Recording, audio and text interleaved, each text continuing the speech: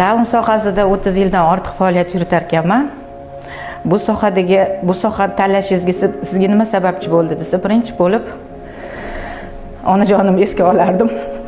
Chunki onam rahmatli aytgan edilar, qizim ki o'qituvchi bo'lgin deganlar-da. Shunda birinchi ustozim Manzur opa esimga kelganlar. U ustozga juda mehrim katta edi. Konfutsiy aytgan ekan, o'qituvchi bu yangilikni tushunadigan, eskilikni qadrlay oladigan inson deb. O'qituvchi deganda men hayot bilan ham nafas yashaydigan, undagi bor narsani birinchi navbatda o'zi his qilib, uni oddiy bola tilida o'quvchilarga yetkazib bera oladigan inson deb bilaman.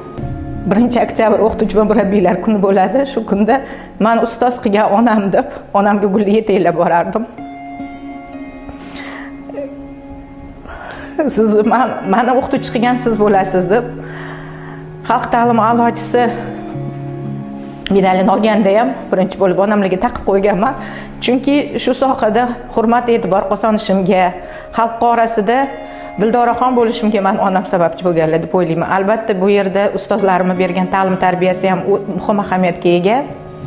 Lekin o'sha onamning o'gitlari meni shunday darajaga ko'tarilishim, shunday hurmatga sazovor bo'lishimda onamning maslahatlari muhim o'rin tutgan. Siz mehr berib o'quvchilaringizga ta'lim berar ekansiz, o'quvchilaringizning yutug'i sizning mehnatingizning samarasi hisoblanadi.